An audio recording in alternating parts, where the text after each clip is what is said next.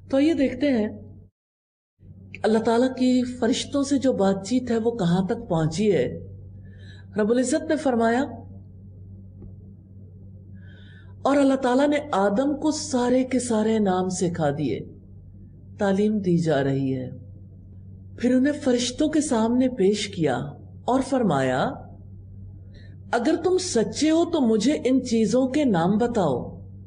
انہوں نے کہا سبحانک لا علم لنا الا ما علمتنا انک انت العلیم الحکیم. یا اللہ ہمیں اس کا یقین نصیب کر دے. جو فرشتوں نے کہا کتنا سچ ہے.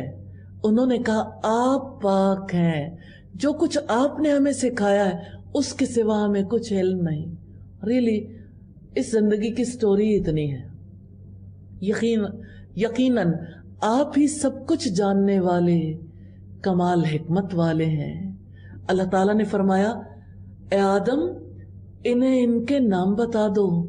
تو جب اس نے انہیں ان کے نام بتا دیے تو اللہ تعالیٰ نے فرمایا کیا میں نے تم سے کہا نہ تھا کہ بے شک میں آسمانوں اور زمین کے غیب جانتا ہوں اور میں جانتا ہوں جو تم ظاہر کرتے ہو اور جو تم چھپاتے تھے. کس قدر ہماری ضرورت ہے کہ ہم اس بات پر یقین کریں کہ اللہ تعالیٰ ہر اس چیز کو جانتا ہے جو ہم چھپاتے ہیں اور جو ہم ظاہر کرتے ہیں. اللہ تعالیٰ سے کچھ چھپا نہیں سکتے. اور جب ہم نے فرشتوں سے کہا کہ آدم کو سجدہ کرو تو انہوں نے سجدہ کیا، مگر ابلیس نے انکار کیا، تکبر کیا. ابا واستکبر وکان من الکافرین، اور وہ کافروں میں سے ہو گیا.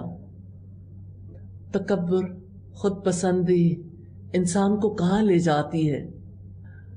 انسان بھی تو ابلیس کے پیچھے پیچھے یہی طرز عمل اختیار کر چکا. اور ہم نے کہا اے آدم تم اور تمہاری بیوی دونوں جنت میں رہو اور جہاں سے چاہو دونوں خوب کھاؤ اور اس درخت کے قریب نہ جانا ورنہ تم دونوں ظالموں میں سے ہو جاؤ گے.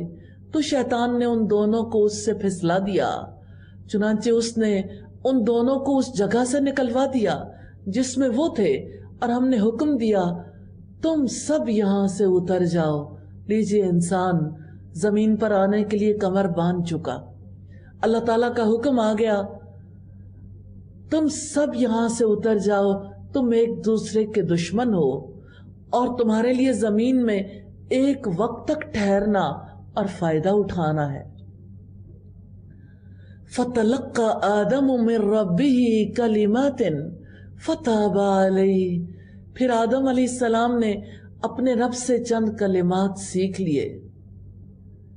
یہ سیکھنا کس نوعیت کا تھا؟ اللہ تعالیٰ نے ان کے دل میں بات ڈالی تھی تو اللہ تعالیٰ نے اس سے توبہ قبول کر لی. یقیناً وہی بے حد توبہ قبول کرنے والا نہایت رحم والا ہے. ہم نے کہا تم سب یہاں سے اتر جاؤ. فَإِمَّا يَأْتِيَنَّكُم مِّنِّي هُدًى فَمَن تَبِعَ هُدَايَ فَلَا خَوْفٌ عَلَيْهِمْ وَلَا هُمْ يَحْزَنُونَ. پھر اگر میری طرف سے تمہارے پاس واقعی کوئی ہدایت آئے تو جو میری ہدایت کی پیروی کرے گا تو ان کے لیے نہ کوئی خوف ہوگا اور نہ وہ غمگین ہوں گے. اور جن لوگوں نے کفر کیا اور ہماری آیات کو جھٹلایا وہی لوگ آگ والے ہیں، وہ اس میں ہمیشہ رہنے والے ہیں. کفر بھی اپنے انجام تک پہنچے گا اور ایمان بھی. ایسا نہیں ہے کہ شتر بے مہار آزادی ہے، جس کا جی چاہے ایتھیسٹ بن جائے. جب ایتھیسٹ بنو گے تو آگ تو مقدر بن جائے گی، کیونکہ اللہ تعالیٰ کا فیصلہ ہے. جہانوں کا بادشاہ ہے، اس نے فیصلہ کر رکھا ہے. یہ کوئی سادہ سی بات نہیں ہے کہ زندگی میں سب کچھ ملا ہے جیسے جی چاہے کریں کو پوچھنے والا نہیں. اب بھی توبہ کر لیں، اب بھی واپس پلٹ آئیں. لوٹ آئیں اپنے رب کی طرف. اللہ تعالی ہم سب کو توفیق دے دے. رکو نمبر 5 سے 14 تک بنی اسرائیل کے واقعات ہیں. مکہ کی سرزمین سے جس وحی کا آغاز ہوا، ہجرت کے بعد اللہ کے رسول صلی اللہ علیہ وسلم مدینہ میں آ بسے، اور مدینہ میں آپ کے مخاطب یہودی اور عیسائی تھے. دوسرے پارے میں ہمیں یہودیوں کے اعمال کا تذکرہ زیادہ ملتا ہے. ہم جب سورہ آل عمران کو پڑھیں گے تو عیسائیوں کے حالات و واقعات کو زیادہ اچھے طریقے سے دیکھیں گے. سوشل انالیسس ہے مدینہ کی سوسائٹی میں کیسے باشندے بستے تھے. تو آئیے دیکھتے ہیں بنی اسرائیل کے واقعات کو، جو دراصل یثرب میں آخری نبی کی تلاش میں آئے تھے، لیکن تعصب آڑے آ گیا، قبول نہیں کر پائے. اے بنی اسرائیل، یاد کرو میری اس نعمت کو جو میں نے تمہیں عطا کی تھی، اور تم میرے عہد کو پورا کرو، میں تمہارے عہد کو پورا کروں گا، اور صرف مجھی سے تم ڈرتے رہو، اور جو میں نے نازل کیا ہے اس پر ایمان لاؤ، یعنی قرآن پر. یہ اس کی تصدیق کرنے والا ہے جو تمہارے پاس ہے، یعنی تورات کی. اور تم سب سے پہلے اس کے ساتھ کفر کرنے والے نہ بنو، اور میری آیات کے بدلے تھوڑی قیمت نہ خریدو، اور صرف مجھی سے بس تم ڈرتے رہو، اور تم حق کو باطل کے ساتھ نہ ملاؤ، تلبیس نہ کرو، اور نہ ہی حق کو چھپاؤ حالانکہ تم جانتے ہو، اور نماز قائم کرو، اور زکوٰۃ ادا کرو، اور رکوع کرنے والوں کے ساتھ رکوع کرو. نماز اور زکوٰۃ کا حکم، جماعت کا حکم یہودیوں کے یہاں بھی پایا جاتا ہے. اور بڑی اہم بات ہے، أَتَأْمُرُونَ النَّاسَ بِالْبِرِّ وَتَنْسَوْنَ أَنفُسَكُمْ، کیا تم لوگوں کو نیکی کا حکم دیتے ہو اور اپنے آپ کو بھول جاتے ہو حالانکہ تم کتاب کی تلاوت کرتے ہو؟ کیا تم نہیں سمجھتے؟ اور صبر اور نماز کے ذریعے سے مدد مانگو، اور بلا شبہ وہ نماز یقیناً بہت بڑی ہے مگر عاجزی کرنے والوں پر. نماز، 5 وقت کی نماز ادا کرنا مسلمانوں پر بھی کس قدر گراں ہے. رمضان جب آتا ہے تو سب کے لیے نادر موقع لاتا ہے. اس موقع سے فائدہ اٹھاتے ہوئے آپ 5 وقت کی نماز پابندی کے ساتھ ادا کرنے کے قابل ہو سکتے ہیں. اللہ تعالیٰ سے دعائیں کر کے شیاطین قید ہوتے ہیں. تھوڑی سی ہمت کرنے کی ضرورت ہے، ارادہ کرنے کی. انشاءاللہ اللہ تعالیٰ کی مہربانی ہوگی.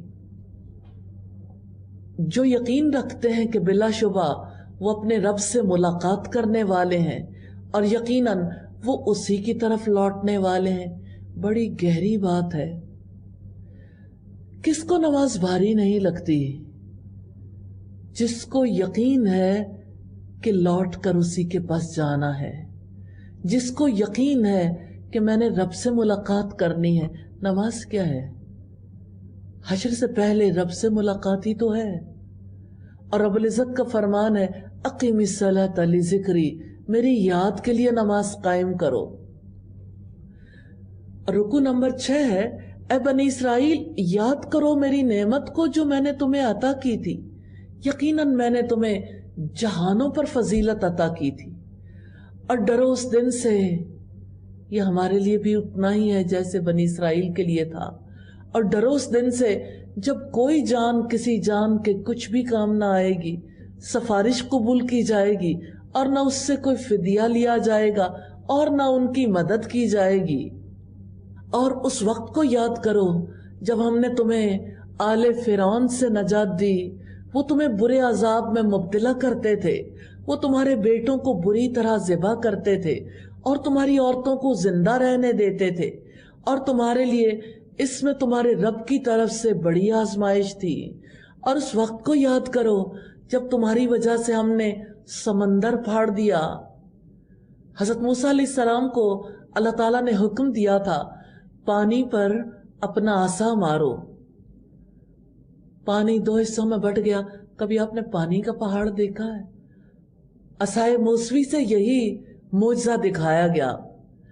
پھر ہم نے تمہیں نجات دی اور ہم نے آل فرعون کو غرق کر دیا، اور تم دیکھ رہے تھے کیسے تخت اچھالے جاتے ہیں، کیسے تاج گرائے جاتے ہیں. اپنی نظروں سے دیکھ رہے تھے بنی اسرائیل فرعون کو ڈوبتے ہوئے. وہ جو کہتا تھا انا ربکم الاعلی، میں تمہارا بڑا رب ہوں، کیسے وہ ڈوبتے ہوئے کہہ رہا تھا میں موسیٰ اور ہارون کے رب پر ایمان لے آیا. جب اللہ تعالیٰ پکڑتے ہیں تو بڑے بڑوں کی چیخیں نکل جاتی ہیں. آپ کو یاد ہوگا مسلمانوں پر کس قدر بری صورتحال رہی. حجاب کا مذاق ہی نہیں اڑایا گیا، پابندی عائد کی گئی، فائن کیے گئے. اللہ تعالیٰ نے سب کو حجاب کروا دیا. سب باہر نکلیں گے ماسک لگا کر نکلیں گے. اور ٹرمپ نے کہا اسکارف آپ کی ہیلپ کرے گا، اسکارف بہت اچھا ہے. اسکارف، اللہ تو کتنا بڑا ہے، تیری کیسی شان ہے، تو عظیم ہے، تیرا حلم ہے کہ تو اپنے نافرمانوں کو برداشت کرتا ہے، مہلت دیتا ہے.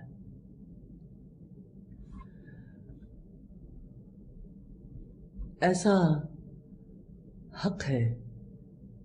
ہر دور کے فرعون کو اللہ تعالیٰ ڈبو دیتے ہیں،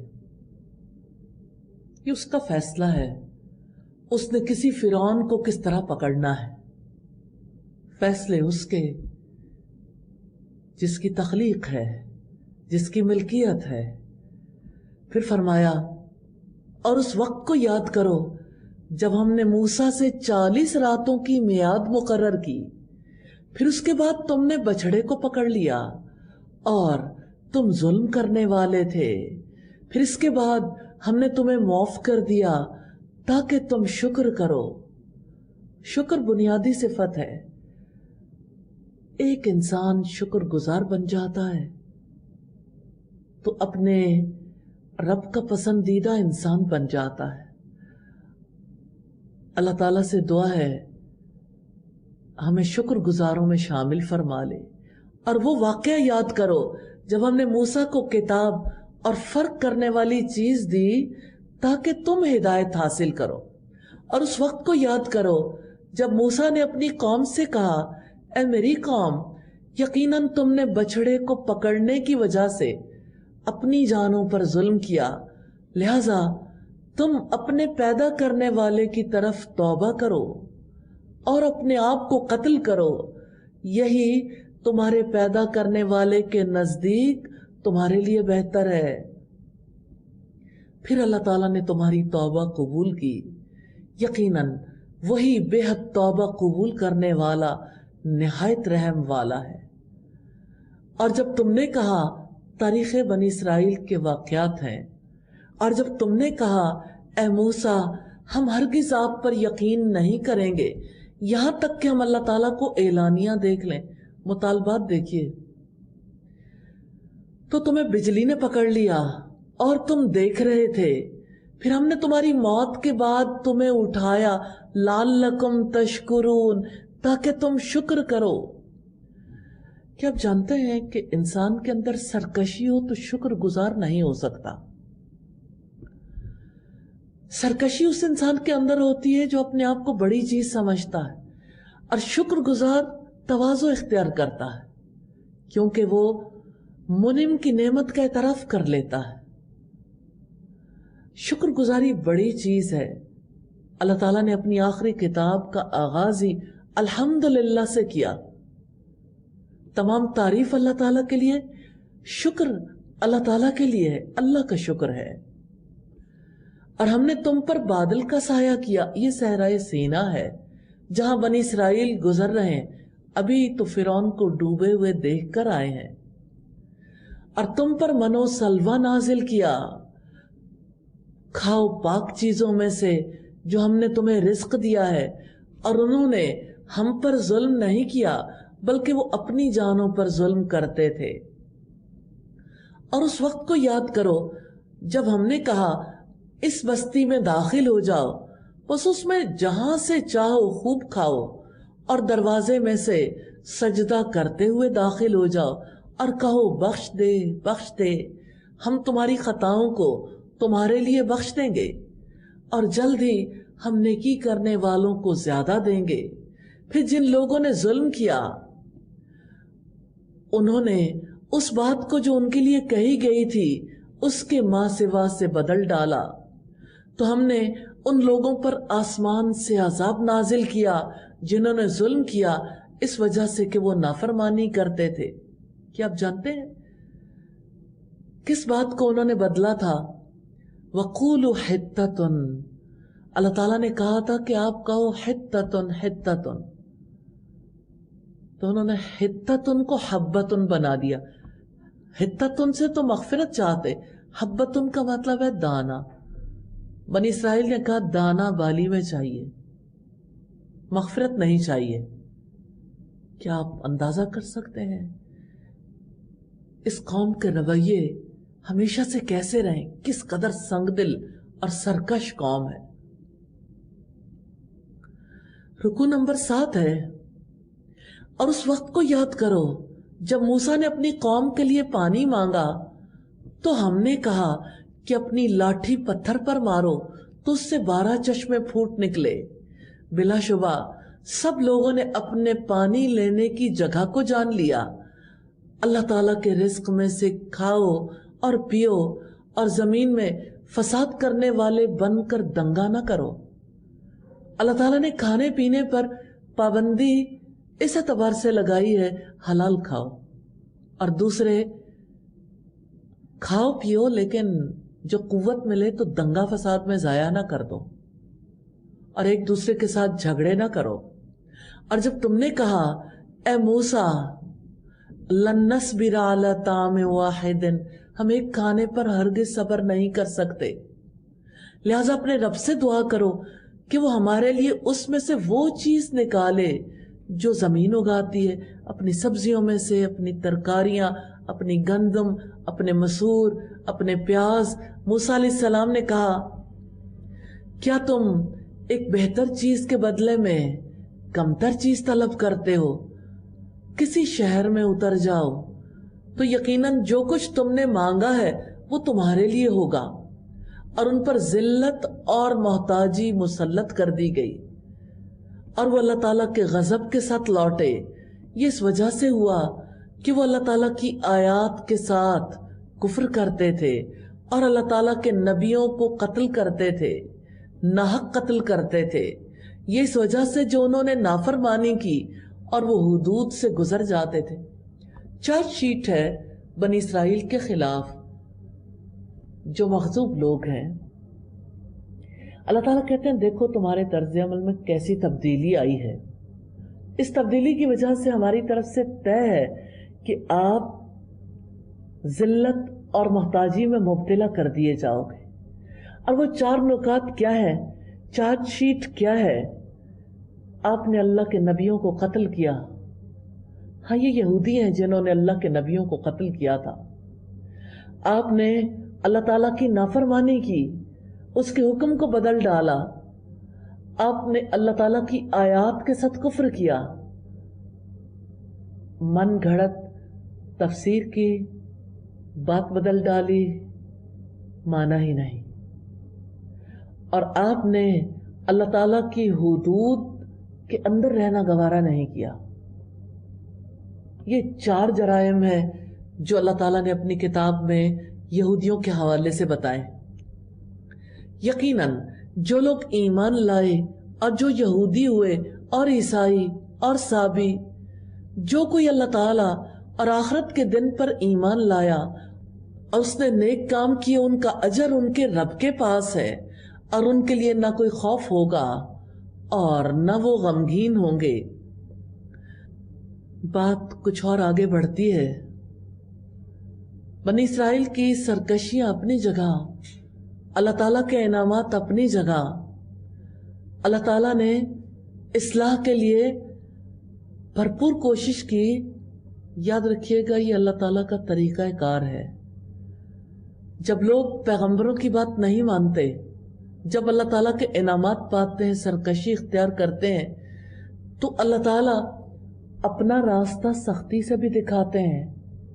کبھی ایسی صورتحال پیدا ہو جاتی ہے جیسے طور کی وادی میں پیدا ہوئی تھی، تو ہم دیکھتے ہیں طور کی وادی کا ایک منظر کو، اور جب ہم نے تم سے پختہ عہد لیا اور ہم نے تم پر پہاڑ کو بلند کیا۔ جانتے ہیں پہاڑ کو کیسے بلند کیا تھا؟ کتنے کلومیٹرز پر واقع ہے یہ پہاڑ، جڑ سے اکھاڑ لیا۔ نیچے یہودی ہیں اور اوپر پہاڑ ہے، یہ بادل نہیں ہے، پہاڑ ہے۔ اس پہاڑ کو کیوں بلند کیا تھا؟ تاکہ ان کے دل ڈریں، خوف کھائیں، کیونکہ خوف کی وجہ سے انسان کے طرز عمل میں تبدیلی آتی ہے۔ اب دیکھیں، یہ خوف ہی تو تھا کہ لوگوں نے اپنے مردوں کو، جانے والوں کو غسل نہیں دیا، ان کے جنازے میں شریک نہیں ہوئے، ان کے پاس وزٹ کے لیے نہیں گئے۔ تو اب دیکھیں کہ اسلامی طریقہ کار کے مطابق آپ اپنے پیاروں کے ساتھ وہ تعلق بھی قائم نہیں رکھ سکے، اللہ تعالیٰ کو کیا جواب دیں گے؟ یہ خوف تھا نا، جس کی وجہ سے لوگوں نے مسجد جانا چھوڑا، جس کی وجہ سے کہیں مسجد پہ پابندی لگائی گئی، کہیں باقی معاملات میں۔ اللہ تعالیٰ ہی ان معاملات کی حقیقت کو جانتا ہے۔ میں تو تاریخ بنی اسرائیل سے یہ واقعہ آپ کے سامنے رکھنا چاہتی ہوں کہ پہاڑ یہودیوں کے اوپر ہے اور پہاڑ کے نیچے وہ ہیں، اور اللہ تعالیٰ نے حکم دیا۔ یہ حکم ہمارے لیے بھی ہے، خُذُوا مَا آتَيْنَاكُمْ بِقُوَّةٍ وَاذْكُرُوا مَا فِيهِ لَعَلَّكُمْ تَتَّقُونَ۔ جو ہم نے تمہیں دیا ہے اسے مضبوطی سے پکڑو، اور جو اس میں ہے اسے یاد کرو تاکہ تم بچ جاؤ۔ ہاں، اس دنیا میں نجات کا راستہ یہی ہے۔ اللہ تعالیٰ نے کیا دیا ہے؟ کتاب۔ کل تورات تھی، انجیل تھی، آج قرآن ہے۔ خُذُوا مَا آتَيْنَاكُمْ بِقُوَّةٍ، ارادہ کر لیں جو اللہ نے دیا ہے قوت کے ساتھ پکڑیں گے۔ وَاذْكُرُوا مَا فِيهِ، جو اس میں ہے اسے یاد کریں۔ لَعَلَّكُمْ تَتَّقُونَ، تاکہ تم بچ جاؤ۔ نجات کا ایک ہی راستہ ہے، قرآن کا راستہ، اس زندگی میں بھی، آنے والی زندگی میں بھی۔ نبی صلی اللہ علیہ وسلم نے فرمایا، القرآن حجت لک او علیک، قرآن یا تو تمہارے حق میں حجت ہے یا تمہارے خلاف۔ پھر فرمایا، پھر اس کے بعد تم اس سے پھر گئے تو اگر اللہ تعالیٰ کا فضل اور اس کی رحمت تم پر نہ ہوتی تو تم ضرور خسارہ اٹھانے والوں میں ہو جاتے، اور بلا شبہ تم جان چکے ہو کہ تم میں سے جو لوگ ہفتے کے دن میں حد سے گزر گئے تو ہم نے انہیں کہا کہ تم ذلیل ہونے والے بندر بن جاؤ۔ استغفر اللہ۔ ساری دنیا سے کیسا انتقام لیا یہودیوں نے۔ اگر ان کے آباء میں سے بندر بنائے گئے تو انہوں نے ساری انسانیت پر ثابت کر دیا تم سب بندروں کی اولاد ہو۔ تو اللہ تعالیٰ نے ان کے جرائم کی پاداش میں انہیں بندر بنایا تھا، تو ہم نے اس کو اس دور کے لوگوں اور بعد میں آنے والوں کے لیے عبرت اور اللہ تعالیٰ سے ڈرنے والوں کے لیے نصیحت بنا دیا۔ اور اس وقت کو یاد کرو جب موسیٰ نے اپنی قوم سے کہا، یقیناً اللہ تعالیٰ تمہیں حکم دیتا ہے کہ ایک گائے ذبح کرو۔ تاریخ بنی اسرائیل کا انتہائی اہم واقعہ ہے۔ انہوں نے کہا، کیا تم ہمارا مذاق بناتے ہو؟ گو پرستی ان کے اندر رچ بس گئی تھی۔ اب سوچئے، مصر میں ان کے بیٹوں کو قتل کیا جاتا تھا، بیٹیوں کو فرعونی لونڈیاں بنا لیتے تھے، خدمت گار بن کے رہ گئے تھے۔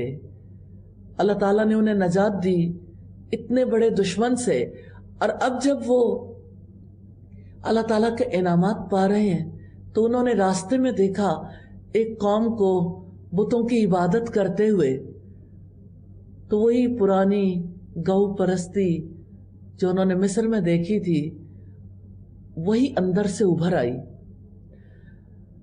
انہوں نے حضرت موسیٰ علیہ السلام کے مطالبے پر کہا کیا تم ہمارا مذاق بناتے ہو؟ موسیٰ علیہ السلام نے کہا اعوذ باللہ ان نکون من الجاہلین، میں اللہ کی پناہ مانگتا ہوں کہ میں جاہلوں میں سے ہو جاؤں۔ ہمارے یہاں مذاق اڑانے کو ویلیو کیا جاتا ہے، جو جتنا بڑا مذاق اڑائے اس کو اتنا بڑا فنکار مانا جاتا ہے۔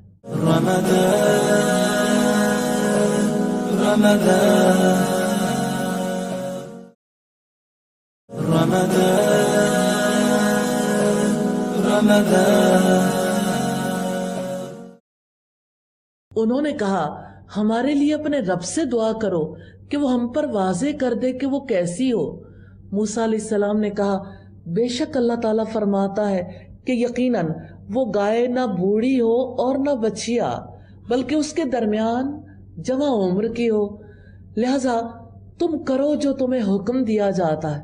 ریلی کام اتنا ہی ہے، حکم اللہ کا اور ہم محکوم ہیں، ہم نے تو حکم کی پابندی کرنی ہے تو کرتے جائیں، پرابلم ہی نہیں ہے۔ پرابلم تو اس وقت آتی ہے جب انسان ماننا نہیں چاہتا۔ انہوں نے کہا ہمارے لیے اپنے رب سے دعا کرو کہ وہ ہمارے لیے واضح کر دے کہ اس کا رنگ کیسا ہو۔ موسیٰ علیہ السلام نے کہا بے شک اللہ تعالیٰ فرماتا ہے کہ یقیناً وہ زرد رنگ کی گائے ہو، اس کا رنگ چمکنے والا ہو کہ دیکھنے والوں کو خوش کرتی ہو۔ انہوں نے کہا ہمارے لیے اپنے رب سے دعا کرو کہ وہ ہمارے لیے واضح کر دے کہ وہ کیسی ہو، بے شک گائے ہم پر مشتبہ ہو گئی ہے، اور یقیناً اگر اللہ تعالیٰ نے چاہا تو ہم ضرور مقصد تک پہنچنے والے ہوں گے۔ موسیٰ نے جواب دیا یقیناً اللہ تعالیٰ فرماتا ہے کہ وہ گائے ایسی ہو کہ نہ جوتی ہوئی ہو کہ زمین میں ہل چلاتی ہو اور نہ کھیتوں کو پانی دیتی ہو، صحیح سالم ہو اور اس میں کوئی داغ نہ ہو۔ انہوں نے کہا اب تم حق لائے ہو۔ پھر انہوں نے اسے ذبح کیا اور وہ قریب نہ تھے کہ کرتے۔ گائے ذبح کروانے کے دو بڑے مقاصد تھے۔ ایک مقصد تو یہ تھا کہ گائے کی محبت کو ان کے دل سے ختم کیا جائے، اور دوسرا بڑا مقصد یہ تھا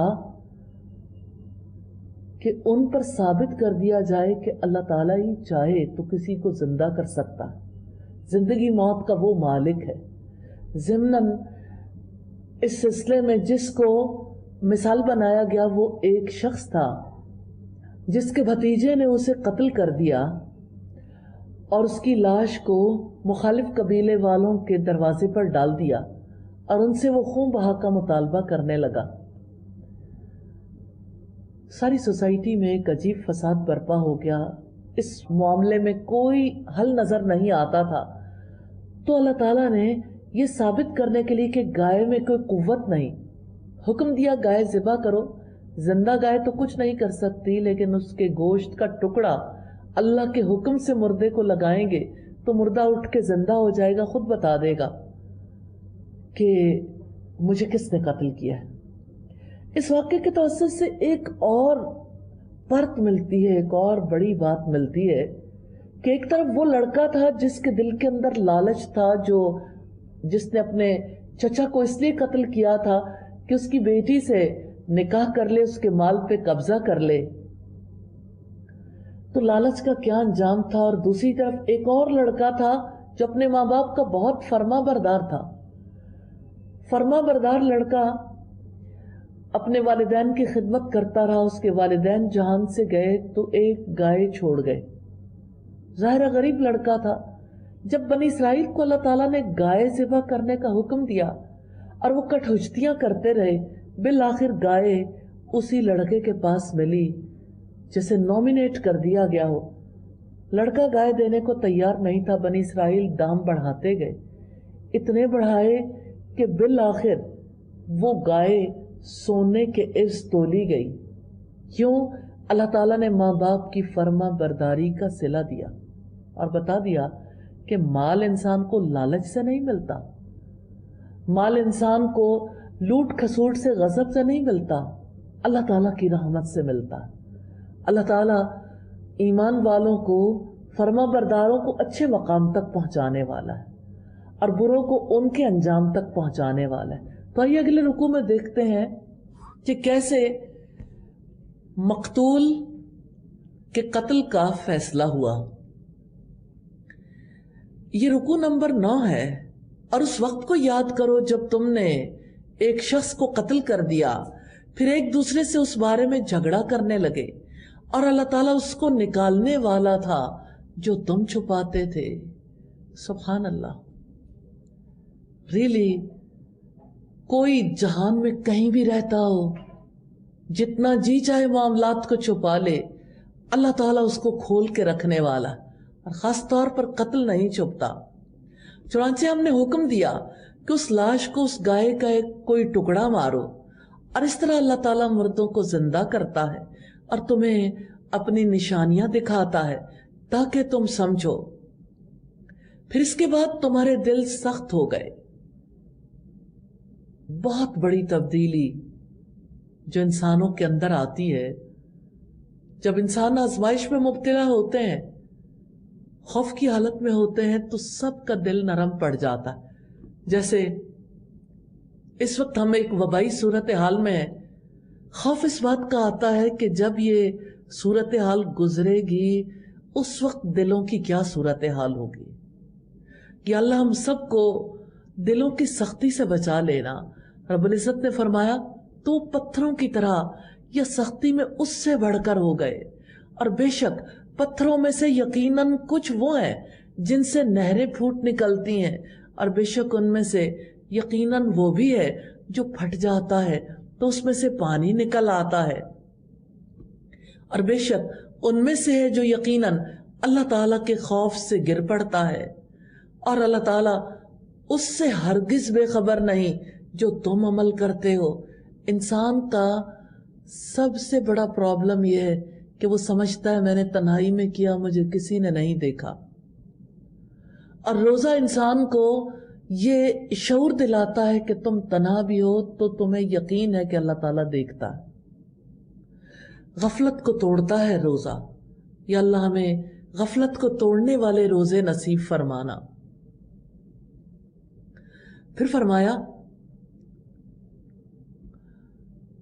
تو کیا تم طمع رکھتے ہو کہ وہ تمہارے لیے ایمان لے آئیں گے، حالانکہ یقیناً ان میں سے ایک گروہ ہمیشہ سے اللہ تعالیٰ کا کلام سنتا ہے، پھر اس کے بعد اس کو بدل دیتے ہیں کہ وہ اسے سمجھ لیتے ہیں اور وہ جانتے ہیں، اور جب وہ ان لوگوں سے ملتے ہیں جو ایمان لائے تو کہتے ہیں کہ ہم ایمان لائے، اور جب بعض ان کا بعض کی طرف تنہا ہوتا ہے تو کہتے ہیں کہ کیا تم انہیں وہ باتیں بتاتے ہو جو اللہ تعالیٰ نے تم پر کھولی ہیں تاکہ وہ ان کے ساتھ تمہارے رب کے پاس تم سے جھگڑا کریں، تو کیا تم سمجھتے نہیں؟ کیا وہ نہیں جانتے کہ یقیناً اللہ تعالیٰ جانتا ہے جو کچھ وہ چھپاتے ہیں؟ بہت اہم بات ہے۔ اولا یعلمون ان اللہ یعلم ما یسرون وما یعلنون، عمل بدل دینے والی آیت ہے، دل کی گہرائی سے یقین کرنے والی آیت ہے۔ کیا وہ نہیں جانتے؟ آپ کو یقین نہیں ہے کہ یقیناً اللہ تعالیٰ جانتا ہے جو کچھ وہ چھپاتے ہیں اور جو کچھ وہ ظاہر کرتے ہیں، اور ان میں کچھ ان پڑھ بھی ہیں جو کتاب کا علم ہی نہیں رکھتے سوائے چند آرزوؤں کے، اور اس کے سوا کچھ نہیں کہ وہ گمان کرتے ہیں۔ تباہی ہے ان لوگوں کے لیے جو اپنے ہاتھوں سے کتاب لکھتے ہیں پھر کہتے ہیں کہ یہ اللہ تعالیٰ کی طرف سے ہے، اس چیز کی وجہ سے جو ان کے ہاتھوں نے لکھا ہے، اور ہلاکت ہے ان کے لیے اس کی وجہ سے جو وہ کماتے ہیں۔ اور انہوں نے کہا جہنم کی آگ ہمیں ہرگز نہیں چھوئے گی مگر گنے ہوئے چند دن۔ کہہ دو کیا تم نے اللہ تعالیٰ سے کوئی عہد لے رکھا ہے تو وہ اپنے عہد کی خلاف ورزی کبھی نہیں کرے گا؟ یا تم اللہ تعالیٰ پر ایسی بات کہتے ہو جو تم نہیں جانتے؟ بلا من کسب سیئۃ وأحاطت به خطیئته فأولئک اصحاب النار ہم فیہا خالدون۔ کیوں نہیں جس نے برائی کمائی اور اس کے گناہ نے اسے گھیرے میں لے لیا، تو وہ آگ والے لوگ ہیں، وہ اس میں ہمیشہ رہنے والے ہیں۔ اور جو لوگ ایمان لائے اور نیک عمل کیے وہی لوگ جنت والے ہیں اور اس میں ہمیشہ رہنے والے ہیں۔ یا اللہ اپنی آگ سے بچا لینا، اور الہی ہم سب کو ایمان اور صالح اعمال نصیب فرمانا۔ رکوع نمبر 10 ہے، اور یہ میثاق بنی اسرائیل ہے۔ اور جب ہم نے بنی اسرائیل سے پختہ عہد لیا کہ تم اللہ تعالیٰ کے سوا کسی کی عبادت نہ کرو گے، دین ہمیشہ سے ایک ہے، اور والدین اور رشتہ داروں اور یتیموں اور مسکینوں سے احسان کرو گے، اور لوگوں سے اچھی بات کہو، اور نماز قائم کرو اور زکوٰۃ ادا کرو، پھر تم میں سے تھوڑے سے لوگوں کے ماں سوا سب اس عہد سے پھر گئے اور تم منہ موڑنے والے تھے۔ اور جب ہم نے تم سے پختہ عہد لیا تھا کہ تم اپنوں کا خون نہ بہاؤ گے اور نہ اپنے آپ کو اپنے گھروں سے نکالو گے، پھر تم نے اقرار کیا اور تم خود اس پر گواہی دیتے ہو۔ پھر تم تو وہ لوگ ہو کہ اپنے آپ کو قتل کرتے ہو۔ یہودی ہر دور میں اللہ تعالیٰ کے حکم سے کوئی ہیلہ نکال لیتے تھے۔ 3 قبیلے رہتے تھے مدینہ میں، بنو قینقاع، بنو نذیر اور بنو قریظہ۔ اوس اور خزرج وہاں کے مقامی باشندے تھے، اور اوس اور خزرج کے ساتھ انہوں نے باہمی لڑائیوں کا سلسلہ چھیڑ رکھا تھا۔ وہ اس طرح سے کہ اوس اور خزرج کے درمیان ٹھنی رہتی تھی، تو ان کے 2 قبیلے ایک قبیلے کے ساتھ تھے، یعنی مدینہ کے رہنے والے ایک قبیلے کے ساتھ، اور ایک قبیلہ ایک کے ساتھ۔ پھر جب جنگیں ہوتی تو آپس میں ایک دوسرے کو قتل بھی کرتے، لیکن جب قید ہو جاتے تو یہ اس لیے اپنے لوگوں کو چھڑواتے تھے کہ اللہ تعالیٰ نے ہمیں حکم دے رکھا ہے۔ تو رب العزت نے فرمایا پھر تم تو وہ لوگ ہو کہ اپنے آپ کو قتل کرتے ہو اور اپنوں میں سے ایک گروہ کو ان کے گھروں سے نکالتے ہو، گناہ اور زیادتی میں ان کے خلاف ایک دوسرے کی مدد کرتے ہو، اور اگر وہ تمہارے پاس قید ہو کر آئیں تو تم ان کا فدیہ دیتے ہو، حالانکہ انہیں نکالنا تم پر حرام کیا گیا تھا۔ تو کیا تم کتاب کے کچھ حصے پر ایمان لاتے ہو اور کچھ حصے کا کفر کرتے ہو؟ آج بھی تو ایسی صورتحال ہے۔ اللہ کی کتاب ہے نا، سوچئے گا ضرور، سود کے حکم کو کیوں نہیں مانتے؟ حرام نہیں ہے؟ شراب کے بارے میں سافٹ کارنر کیوں ہے؟ جب آپ شاپنگ کرنے جاتے تھے، اب بھی کرتے ہیں اور کریں گے اللہ تعالیٰ نے چاہا تو، یہ کیوں نہیں سوچتے کہ کوئی چیز جو کسی مال میں ہے، کسی ڈپارٹمنٹل سٹور پہ آیا، وہ حلال ہے یا حرام؟ حلال کی پابندی تو اللہ تعالیٰ نے کھول دی، حرام پر پابندی عائد ہے۔ رشتوں میں، تعلقات میں کہاں کہاں رب کی مانتے ہیں؟ کیا کتاب کے بعض حصے کو مانتے ہیں اور بعض کا انکار کرتے ہیں؟ واقعی قرآن پر عمل کرتے ہیں؟ لوگ کہتے ہیں ہم بڑے کمزور ہیں، اس وجہ سے ہمارے سے عمل نہیں ہو سکتا۔ نہیں، حقیقت یہ کہ انسان بڑا سرکش ہے، ماننا ہی نہیں چاہتا، ضدی ہے، ہٹ دھرم ہے، اللہ تعالیٰ سے مقابلے لگاتا ہے، نعوذ باللہ۔ یا اللہ ہمیں معاف کر دینا، یا اللہ ہم میں سے کوئی کفر کرنا نہیں چاہتا، یا اللہ جو سزا تو نے یہودیوں کو دی، یا اللہ ہمیں ان کاموں سے اور ان سزاؤں سے بچا لینا۔ تو جو تم میں سے ایسا کرتا ہے، دنیا کی زندگی میں رسوائی کے ماں سوا اس کی اور کیا جزا ہو سکتی ہے، اور قیامت کے دن وہ سخت ترین عذاب کی طرف پھیر دیے جائیں گے، اور جو تم کرتے ہو اللہ تعالیٰ اس سے ہرگز غافل نہیں ہے۔ یہ وہ لوگ ہیں جنہوں نے آخرت کے بدلے دنیا کی زندگی خرید لی ہے، سو نہ ان کے عذاب میں کمی کی جائے گی اور نہ ہی وہ مدد دیے جائیں گے۔ رکوع نمبر 11 ہے، اور بلا شبہ ہم نے یقیناً موسیٰ کو کتاب دی، اور اس کے بعد ہم نے پے در پے بہت سے رسول بھیجے۔ یہ انسانی تاریخ ہے، اور ہم نے عیسیٰ ابن مریم کو روشن نشانیاں دیں اور روح پاک سے اس کی مدد کی، تو کیا جب کبھی تمہارے پاس کوئی رسول اس چیز کے ساتھ آیا جو تمہارے دل نہیں چاہتے تھے، تم نے تکبر کیا، اپنے آپ کو بڑا سمجھانا کہ ہم اللہ تعالیٰ کے اس حکم سے ماورا ہیں؟ جائزہ ضرور لیتے جائیں۔ چنانچہ کسی گروہ کو تم نے جھٹلایا اور کسی کو قتل کر دیا، اور انہوں نے کہا کہ ہمارے دل غلاف میں محفوظ ہیں، بلکہ اللہ تعالیٰ نے ان کے کفر کی وجہ سے ان پر لعنت کی، لہذا کم ہی ہے جس پر وہ ایمان لاتے ہیں۔ اور جب اللہ تعالیٰ کی طرف سے ان کے پاس ایک کتاب آ گئی جو اس کی تصدیق کرنے والی ہے جو ان کے پاس ہے، حالانکہ وہ اس سے پہلے کافروں پر فتح مانگا کرتے تھے، پھر جب وہ چیز ان کے پاس آ گئی جسے انہوں نے پہچان لیا تو انہوں نے اس کے ساتھ کفر کیا۔ کفر کرنے والوں پر اللہ کی لعنت ہے۔ بری ہے وہ جس کے بدلے میں انہوں نے اپنے آپ کو بیچ ڈالا کہ وہ انکار کر دیں اس کا جو اللہ تعالیٰ نے نازل کیا، اس ضد کی وجہ سے کہ اللہ تعالیٰ اپنا کچھ فضل اپنے بندوں میں سے جس پر چاہتا ہے نازل کرتا ہے، پھر وہ غضب پر غضب لے کر لوٹے، اور کافروں کے لیے توہین آمیز عذاب ہے۔ اور جب ان سے کہا جاتا ہے کہ اس پر ایمان لاؤ جو اللہ تعالیٰ نے نازل کیا ہے، تو کہتے ہیں کہ ہم اس پر تو ایمان رکھتے ہیں جو ہم پر نازل کیا گیا، اور جو اس کے علاوہ ہے اس کا وہ کفر کرتے ہیں، حالانکہ وہ حق ہے، اور جو ان کے پاس ہے اس کی تصدیق کرنے والا ہے، قرآن تورات کی تصدیق کرتا ہے۔ کہہ دو کہ اگر تم ایمان لانے والے تھے تو اس سے پہلے انبیاء کو کیوں قتل کرتے رہے؟ اور بلا شبہ یقیناً تمہارے پاس موسیٰ روشن نشانیاں لے کر آئے، پھر تم نے اس کے بعد بچھڑے کو پکڑ لیا، حالانکہ تم ظلم کرنے والے تھے۔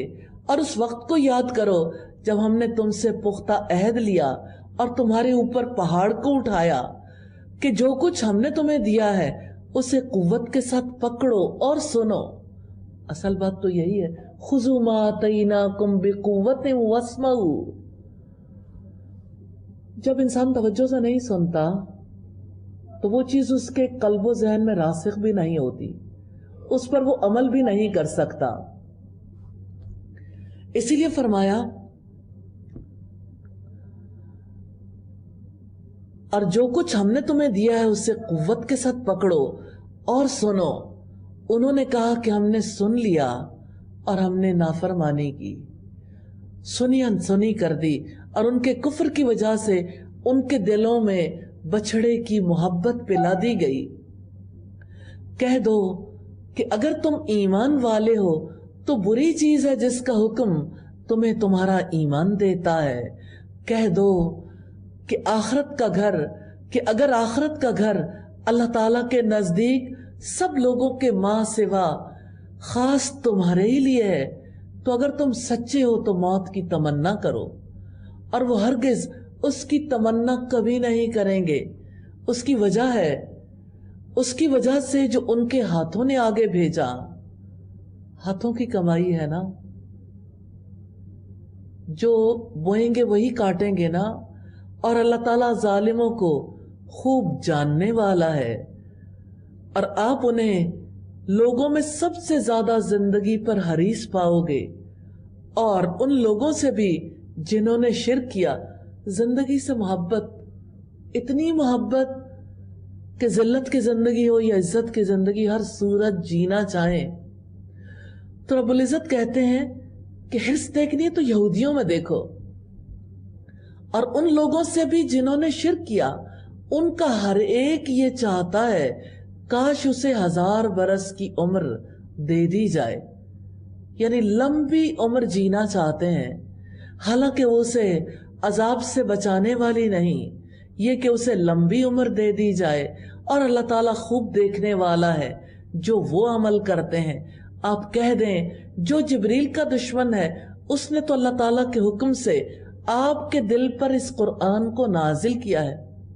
نبی صلی اللہ علیہ وسلم جو دین لے کر آئے اس کو قبول کرنے کے لیے جب یہودی آئے، آپ نے ایک دفعہ حضرت عبداللہ ابن سلام آئے تو کہا کہ ابھی ابھی جبریل میرے پاس یہ پیغام لے کے آئے ہیں. تو انہوں نے کہا جبریل تو ہمارا دشمن ہے، ہم پر عذاب لے کے آتا ہے. تو اللہ تعالیٰ نے فرمایا جو جبریل کا دشمن وہ میرا بھی دشمن، میں بھی اس کا دشمن ہوں. جو کوئی اللہ تعالیٰ کا، اس کے فرشتوں کا، اس کے رسولوں کا، جبرائیل اور میکائیل کا دشمن ہے تو یقیناً اللہ تعالیٰ کافروں کا دشمن ہے. اور بلا شبہ یقیناً ہم نے آپ پر واضح آیات نازل کی ہیں اور ان کا انکار فاسقوں کے سوا کوئی نہیں کرتا. کیا جب کبھی انہوں نے کوئی عہد کیا تو ان میں سے ایک گروہ نے اس کو پھینک دیا، بلکہ ان میں سے اکثر ایمان نہیں رکھتے. بدعہد لوگ مومن نہیں ہوتے.